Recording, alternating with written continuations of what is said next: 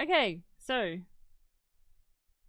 I where's my notes gone? So I thought what we could do, I could start it off with I'll start the talking. Just, I'm good at it. And I'm going to You talk are. about Uterust, kind of like how Uterust started, how this event started, and then how it progressed and all of that, and then basically where we are. And then I'll throw it over to you. You can give us Cancer Research UK information. We'll talk about what cancer research does, what impact Cancer Research UK have had, and like any of the female related specific cancers that are being researched and what have been done to prevent certain cancers, etc. All of that stuff. And then I've got Chloe and Steve in the chat. They're gonna compile questions. So we'll answer questions at the end if you have any. And then it's down to Thursday where we raise money. We do all of the good stuff. Yeah. So Uterust started, I think, about 6 years now. And it was because we were kind of a little bit tired of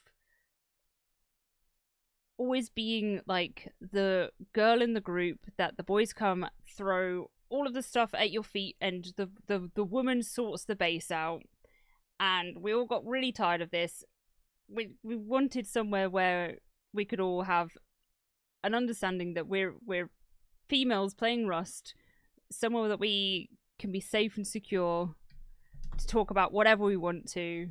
And then that's how Uterust started 6 years ago. This is the 4th year that we've done charity events. It's the first year that we haven't done it for Breast Cancer Research Foundation. We wanted to change up the charity, so we went for Cancer Research UK. But it literally started because Rita, the other admin, she was like, should we just do a charity event? Oh yeah, sure. We had a goal of $1,000. We ended up getting 7,000. We thought, okay, we could probably do something really good with this. So the following year, and we only had like 30 people, so it wasn't that big. The following year, we allowed women to bring a +1 man, just because men are also affected by cancer that women do get, or anything like that. Their mothers, sisters, daughters could be affected, and they also can suffer from watching their loved ones suffer. So we allowed men to be invited too. We went from having 30 people to 150 on a main public server. And let me tell you, that was chaotic. So we didn't do that again. That's where we came to the format that we've got today, which is having our own private island on a main server. And at the end, the protection goes down and the whole server can come in, and they start exploring the island first. Then the boom comes and everything gets bulldozed, but it is great fun. It's at the end of the day, it's still Rust. We did have one player that came, raided the gallery, stole all of the artwork, and covered his base with all of the art. And because it was for Breast Cancer Research Foundation, it was a lot of boob art. So he was living his dream with breasts around his base. Yeah. So, and now we're here today, doing the same format. 150 players, which got filled out within 4 days, which is crazy to think that how quickly that filled up. We've got the Bed Wars tournament as well, where we've got some of the biggest creators taking part. And then we've got our more casual one where anybody can join in, and just lots of content, lots of fun, everybody raising money for Cancer Research UK. Yeah, that's us. That's what we do. That's the history of Amazing. Uterust. So what about Cancer Research UK? When did it start? All of that. Yeah, I'll dive right in. So the first of all, let me just say thank you so much for choosing Cancer Research UK this year because honestly, I'll be honest, I'd never really heard of Uterust at all until you reached out, Becca, and having seen everything that you've done so far, it's just incredible. And we haven't even got to the event, Yeah. right? So I'm sure it's going to be really cool. So yeah, thank you first of all. Secondly, just a little bit about cancer research. So I guess just a little summary first is in the UK, and I'll be specific to the UK for a second, but I will go into more sort of worldwide impact that we have. But the stats sort of are come from the UK, so that's what I'll use. So 1 in 2 people born after 1960, they will develop cancer in their lifetime, which is a really it's a hard hitting truth, unfortunately, and I'm sure many people in your chat and people that get involved in Uterust will understand that cancer is a massive thing that hits pretty much everyone, whether it's directly or indirectly with loved ones. I know I have. So obviously, millions around the world, not just the UK, are impacted by it. So we, as an organisation, we exist purely just to beat cancer, and that is across different ways. So we look to prevent cancer, we look to diagnose it earlier, and we develop better treatments. That's the hope.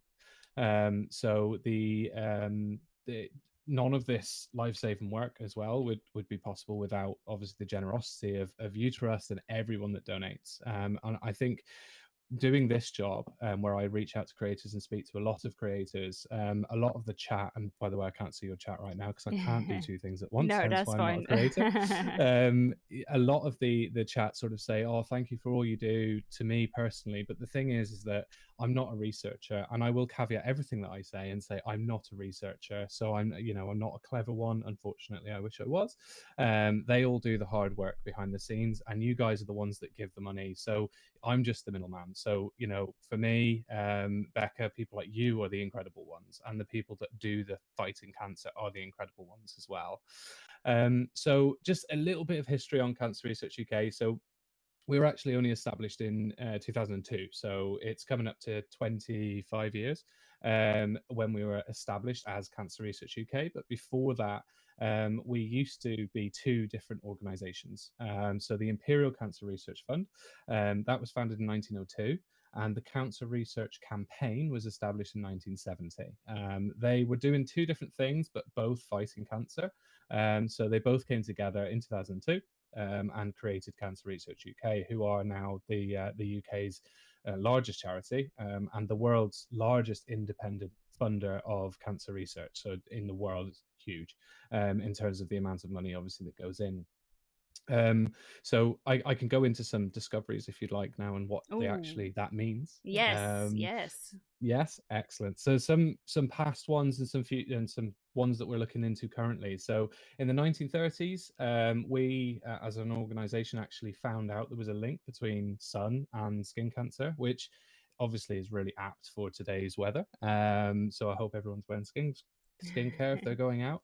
But basically, I think that one when I first joined Cancer Research UK, because I had no idea what they'd done, that sort of hit me as I take it for granted that we now know that obviously sun exposure causes skin cancer, but in the 1920s, no one knew, and it took someone to create that.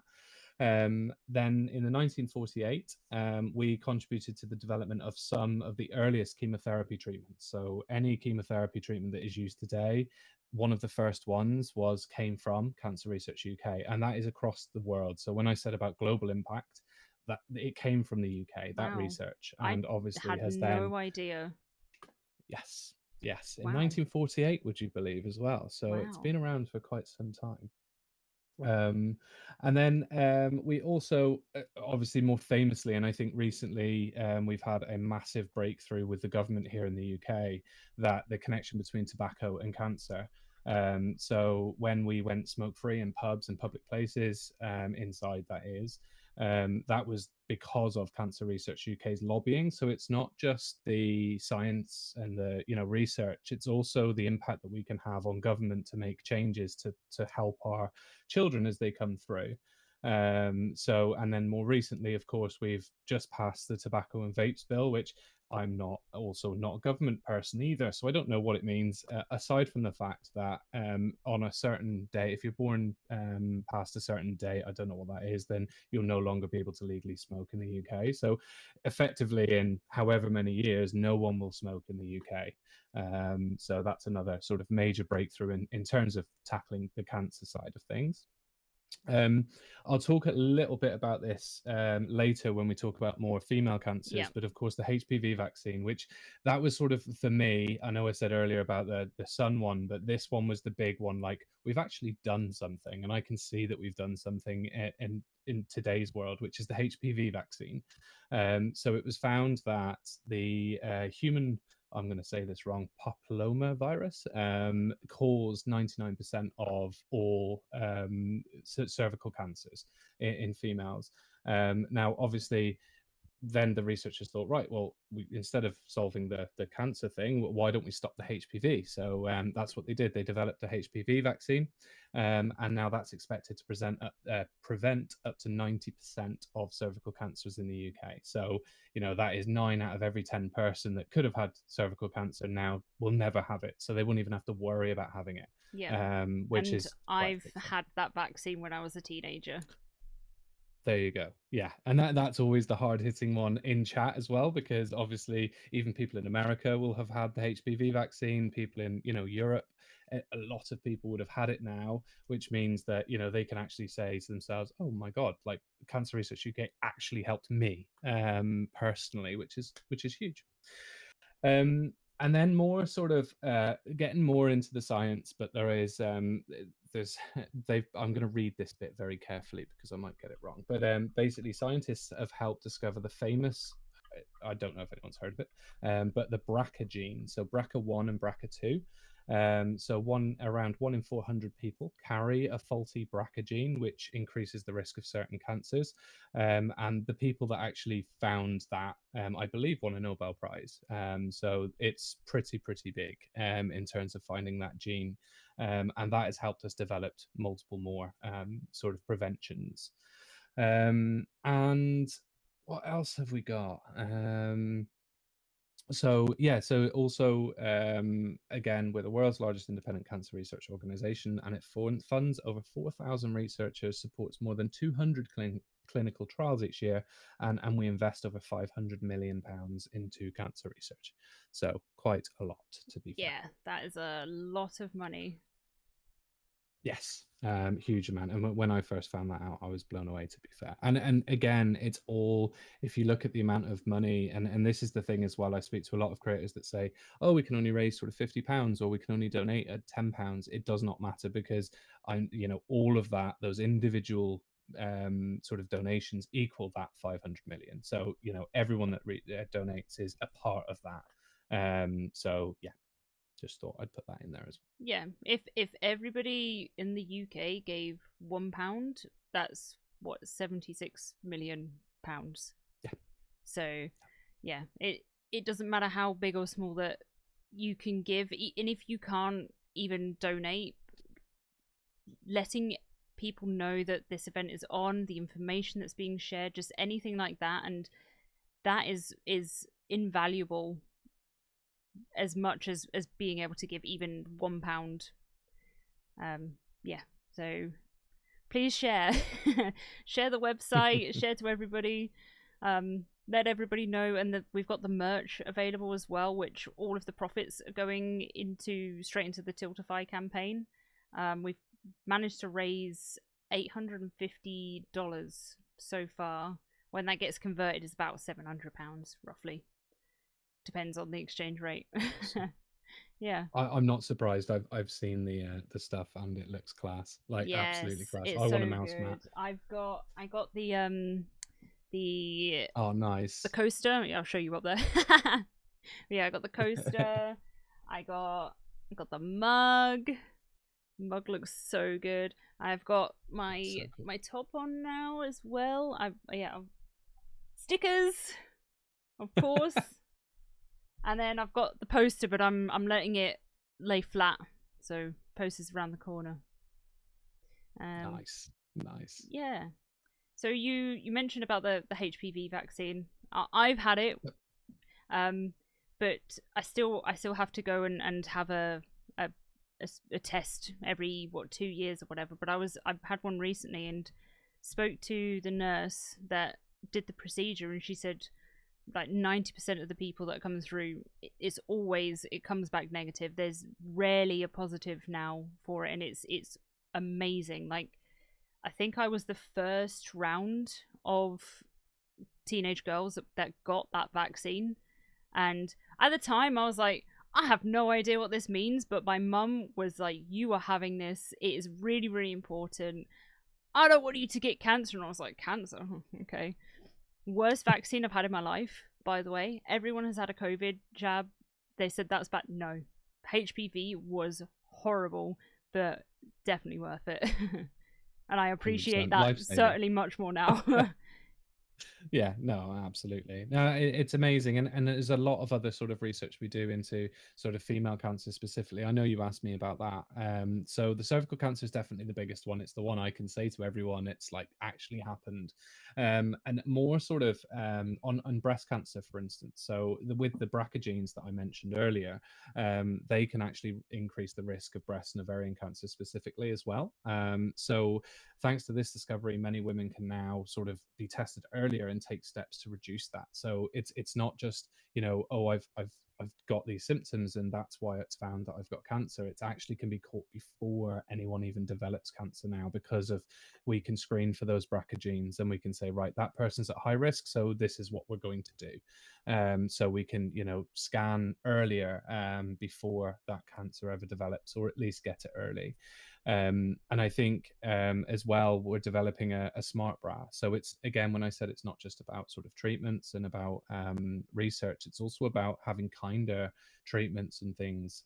So we're developing a smart bra, and that bra basically women can wear it rather than have the mammograms, which I don't know, but they can be quite not very nice. Yeah, my So mum this has smart, said about how they're not very pleasant. They can be quite painful, and I think if you've got smaller breasts as well, it's worse because there's less to sort of like clamp onto. oh, So God, yeah, right, yeah, yeah, yeah. yeah.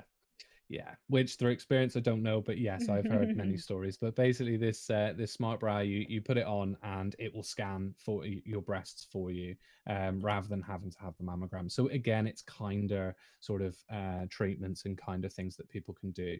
A bit like, we're developing a lollipop that can test for stomach cancer, things like that. Instead of having invasive biopsies, etc. So that sort of stuff is also really important for people, because, and again, you mentioned about the tests that women have for cervical cancer. I know my partner despises it, like hates it Yes, it's not completely. Well, pleasant. it's not, and it's invasive, and obviously someone else will have to do it, etc. So now, and I do believe that on the NHS it's available, but for women that are really sort of petrified and actually don't go because of it, because of that fear, they've actually developed a test that you can test at home. Again, it's not available to everyone, but it is available to people that genuinely just don't go. And then obviously we would rather, or the NHS would rather, people be tested for it than not. So they send a kit home with people. So again, that sort of thing was developed by Cancer Research UK as well. So just kind of things. And then we've got ovarian cancer. So a Cancer Research UK researcher helped develop carboplatin, which is one of the most important chemotherapy drugs used to treat ovarian cancer today. And survival rates have actually doubled in the last 40 years for ovarian cancer. So again, that stat alone, I don't know what the specific stats are, but yeah, it has doubled over the last 40 years because of that drug, carboplatin. Carboplatin. Yeah. So yeah, my dad's mum died of ovarian cancer when I was 12, so a very long time ago. Now, I mean, it was only a couple of years ago. I mean, sorry. But yeah, she suffered badly from it. She was basically in hospital the whole time, couldn't move, bedridden. And I think it was only maybe 9 months, and that's what it took her. So Yeah, it's yeah, the more that we can do to, because it's not just, I mean, obviously it's sad that she's gone and that's how she went, but my dad, her sons, like my mum, me, um we were all affected by it, and how quickly and how aggressively it was, and it took her. mm, yeah. No, it's awful. And again, have I had never been through that until fairly recently. I mean, I've had grandparents that have passed away and since know that it's cancer now, but I didn't know that at the time because they were just old. So they, it was like old age. But recently I sort of lost my father-in-law, which obviously affected the family massively. And that was my first experience of seeing it actually happening. And Mm. and I think it was awful, like you said, and it literally rips families apart. And I think that's why it's so important that we do what we do. And I think a lot of people sort of look and say, oh, we're looking for a cure. The problem with a cure is that there's millions of cancers out there in different cells. So finding one cure that does everything is going to be incredibly difficult. But finding things that are going to improve the lives of people suffering and extending their time, and hopefully more and more time, like my stepdad, he without a doubt lasted way longer than he would have had we not had the drugs Mm. to help him. So that bought the family a lot more time. So again, it's about not only sort of prevention, not only about detection, but also buying people time when they have got cancer. Yeah, yeah, definitely. What kind of impact is this event that Uterust are going to do? Like, how much money does something like, I don't know, £50? What would that pay for?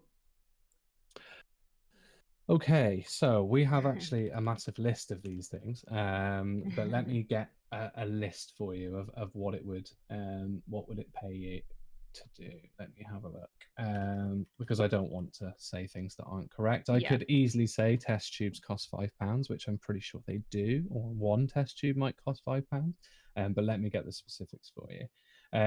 Okay, so I've got a list here of things. So in terms of the big things, so obviously Uterus looking to raise £10,000. So £8,500 would actually buy a PCR machine, which is basically like a photocopier, but it copies 80,000 copies of DNA per second.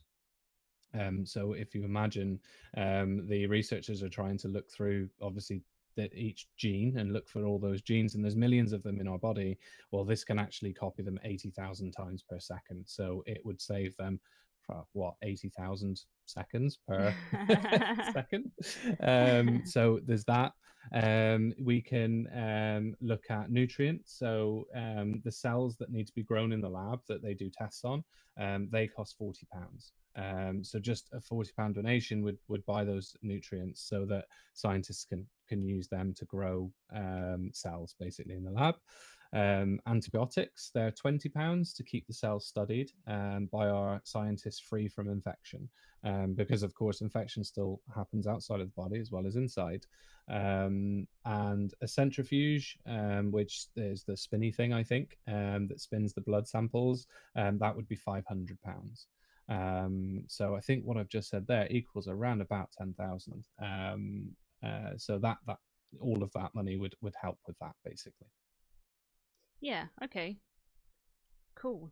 So I think what I might actually add on is people to actually be able to buy those certain things.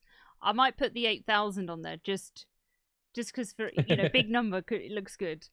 But yeah, people could buy some test tubes. They could buy the antibiotics, nutrients, all of that. I can get you a list. Honestly, there are Yes. thousands of things on this list. Yeah. I'll get you a list for you so that you can have a look. And there's even sort of how to keep one of the research centers open. Like how much does that cost per day? Because it's Oh a lot. yeah. So stuff like that. So yeah, it's a really cool list. I'll send that over to you so you can have a look Yeah, and and I do that. think No problem. this is just really useful for people as well, because you can raise money and you're like, oh, I'm doing a good thing, but like, how is that money being used? And I think that's Yeah. also important to know how things are working.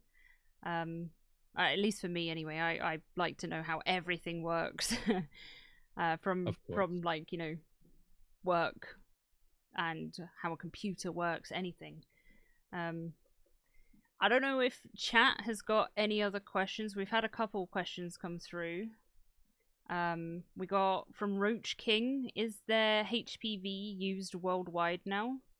And you did Yes. mention, but is that like an active thing now?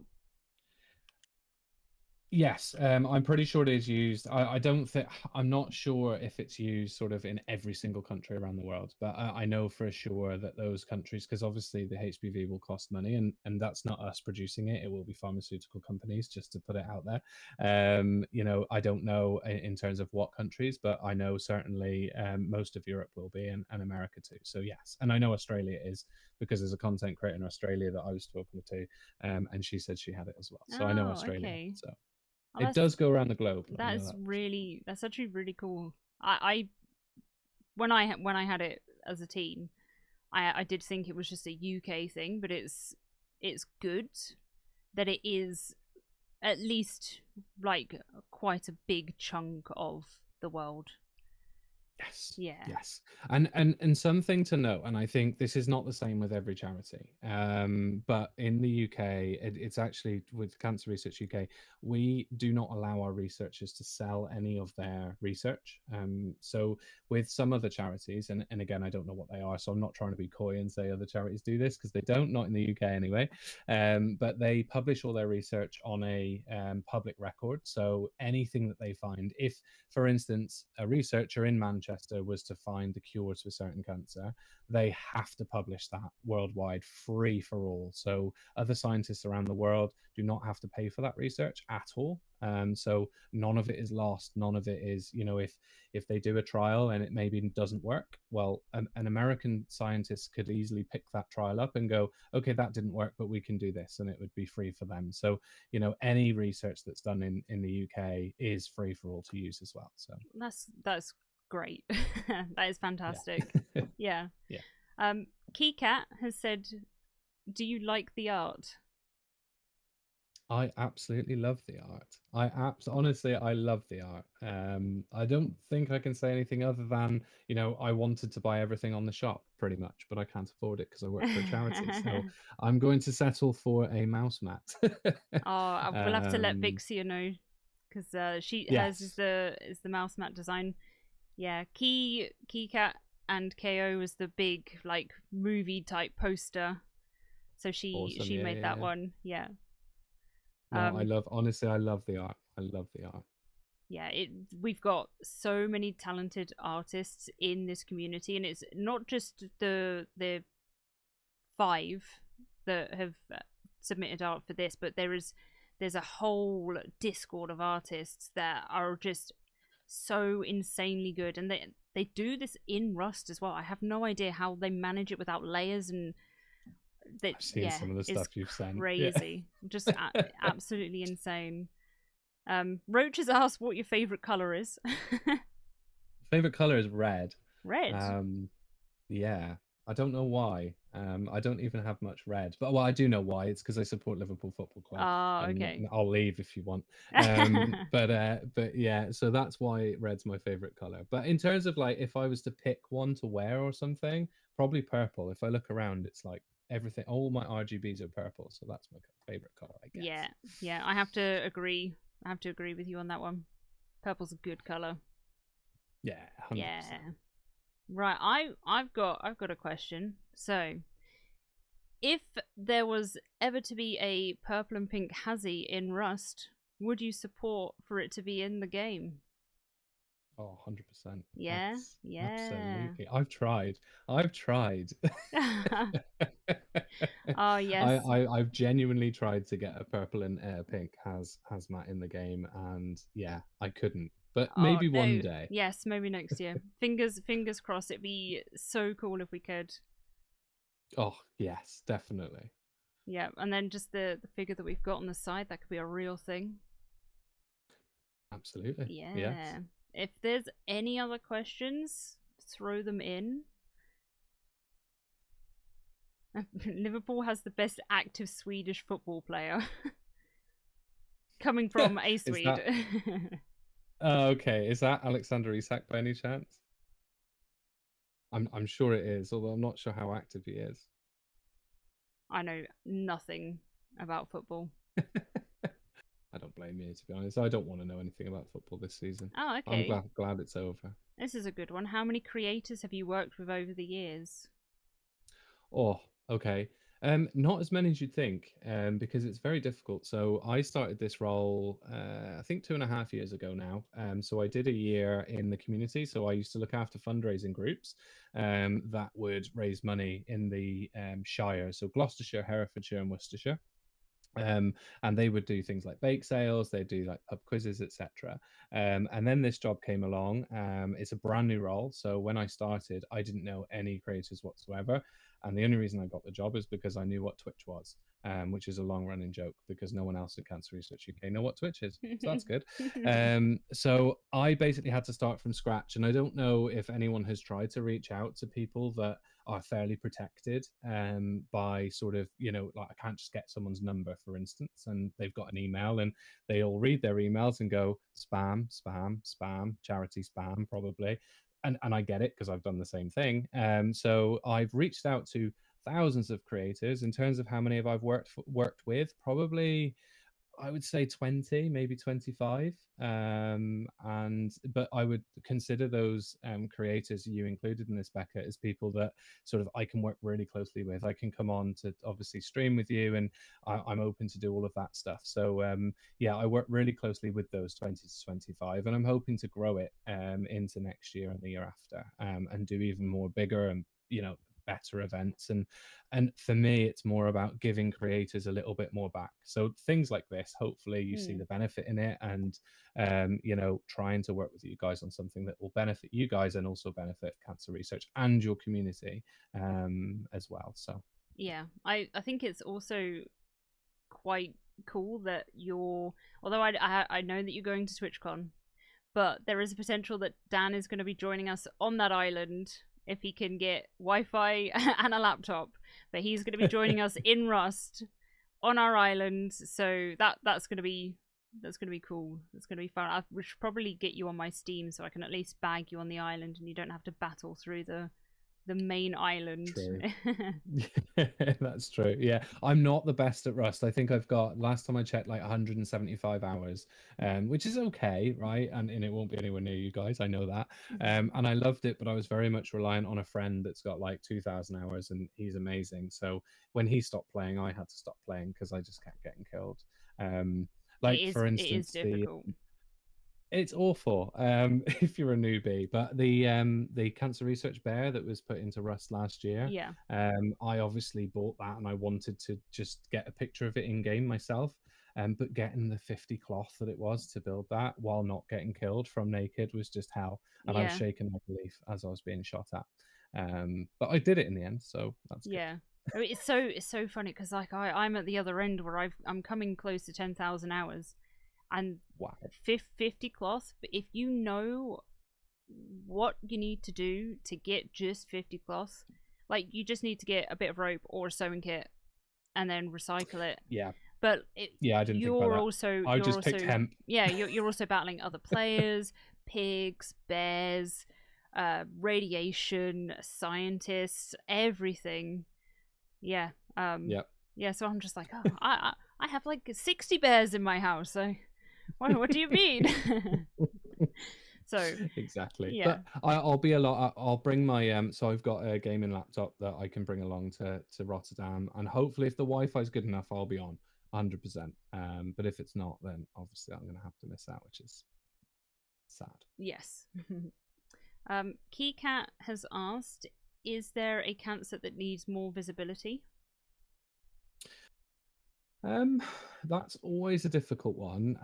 I don't know if CRUK would have an official line on this, to be honest, because I've never been asked it. I don't know if there is, if I'm honest. I don't think so. I know that because we look at so many different cancers, obviously, as a Cancer Research UK, we're not specific. I know that the people that make the decisions and have to like put this money there and put this money there, they would have to obviously pick what they want to look at, but I don't think they do it based on, oh, okay, we need to tackle this cancer or we need to tackle this cancer. They probably do it more on which research will make the most impact on a specific cancer. So I know over the last sort of 5 years, the biggest focus has been lung cancer. Mainly because that is the biggest killer in the UK in terms of cancer. So they've focused on that. It doesn't mean they don't work on others, but that's sort of the main thing. And they have actually now developed a lung cancer vaccine. Now I don't know how close that is to coming to the public. It's not a big secret. I know it's on Channel 4 on the Cancer Detectives, but a lung cancer vaccine that people can have and they will never get lung cancer. Like what? So I know that they focus on certain things. So in answer to your question, I don't think so. But I can definitely try and see if there is anything that needs the spotlight on, and let you know if there is. Cool. If you do manage to get on the server as well, it looks like KeyCat's going to have an exam room, so you'll have to go for an exam. What's the examination on? Well, I guess it depends. We'll wait to see what she says, unless it is a secret. It could be a secret for the weekend. Big Stevo has asked, does the charity target research for specific cancers ahead of others? Aggressive cancers or like versus less aggressive? Again, I think it's sort of, I kind of answered it in my last one. I think they more focus on the ones that affect the most people. So it's basically the there's a lot of money, so it's the biggest impact gets the most money, basically, I think. Unless of course there was a groundbreaking researcher that came to them and said, right, we've got this, because they all have to pitch ideas to the board and say, right, this is what we want to do. I'm guessing that if there was someone that had this, like, we've got the cure for this obscure cancer, if they actually had it and they proved that it was going to be possible with some funding, then of course they would probably back it. But I think primarily they would try and get the biggest impact. So again, I think things like cervical cancer, ovarian cancer, lung cancer, and all of that's why that's been looked at, because it affected so many people, basically. Yeah. Okay. I don't know if we've got any more questions to come through. I just want to say thank you to everybody that has helped develop this, because this isn't just me. I guess I kind of coordinate everybody, but we've got Lencorp and Lurk, who are the admins. They're the people in the sky. I just let them carry on doing what they do. I have not a worry about them whatsoever. They're making the map, they sort it all out, they whitelist everybody, they developed the plugin to have the protection for that island, they made the fantastic website that we've now got, which is blown my mind. And then on the partners page of the website is everybody that has contributed something. So we've got organizations within Rust, like Rustified, Rustopia, Reddit, Restoria. I feel like I'm missing somebody. Winterust as well. They've all donated VIPs for creators to give away and help bring a lot more knowledge of the campaign that we're doing at the moment. Also, Face Punch are donating, I've been told, around 50 DLCs, so I haven't got an exact number, but around 50 DLCs for creators, again, to do giveaways and just drum up knowledge of what is going on. So that's going to be really cool. And it's across, I don't even know how many creators I've distributed them across everybody. I think there's about 60 or 70 creators that have got something to give away during the event. So that's really cool. And then GW, I want to say a massive big thank you to GW, because his trailer is amazing, absolutely amazing. If you haven't seen it, you need to watch it. Definitely go and watch it. And then we've also got Loot Room, who's printed the trophy. They've done all of that for free. So Vase, who's another incredible artist, he made the 3D model, and was happy enough for that to go over to Loot Room to be printed. They've printed it, painted it, they've made a little sign that goes on there, and they're going to be distributing it all for free. So Wow. they've donated their expertise, their time, and their money in making something that's going to just make this event even better. So yeah, make sure everybody go and check out the partners page. Go and give people follows wherever you can give follows, and just go and check out their websites as well. We do have another question from Macalapi. I just call him Maca because his name is long. Is the research used in Canada? Yes. I answered it, but you go ahead. Right, the answer is probably. I don't know specifically. I just know it's available worldwide to be used by anyone that wants it. The other thing to mention on the worldwide impact that I haven't said yet is on Cancer Grand Challenges. Now that is really cool, and I would suggest that everyone looks it up. So Cancer Grand Challenges is where they bring together scientists from all across the world, but the top scientists in each country. So Australia, New Zealand, America, probably Canada, and Europe, and they work on one thing. So again, I don't work specifically on Cancer Grand Challenges, but they'll think of a problem, and all the information will be on their website, and then they go away and they look at that one problem and they try and solve it as a collective, and then obviously the research from that is allowed for everyone. So that's the sort of thing we invest in as well. Just I say on the side. It's obviously not on the side, but it's the best way I can describe it. It's another thing that we fund. So yeah, Cancer Grand Challenges. Cool. Right. Well, I think we've done good. We've just talked straight for 40 minutes. We have actually, yeah, that's gone really fast, and I just want to thank everyone as well, everyone involved, you and all your team and the people that work with you and the people you've just mentioned, and your community, as well, for getting involved and enjoying it, because without you guys, I wouldn't be doing what I do without you guys donating and things. So yeah, really appreciate it, and thank you.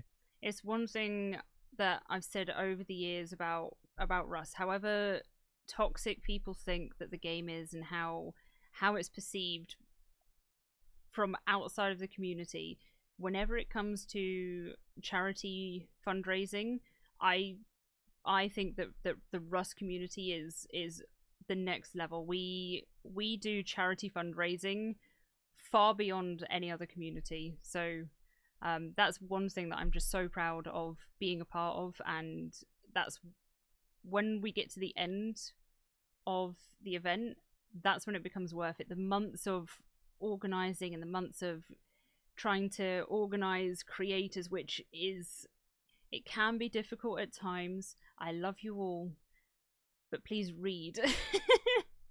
Read the information. It's totally worth it at the end, and then to know exactly how that money is being used, to what impact that has, yeah, that makes it worth it. 100%. Yeah. Cool.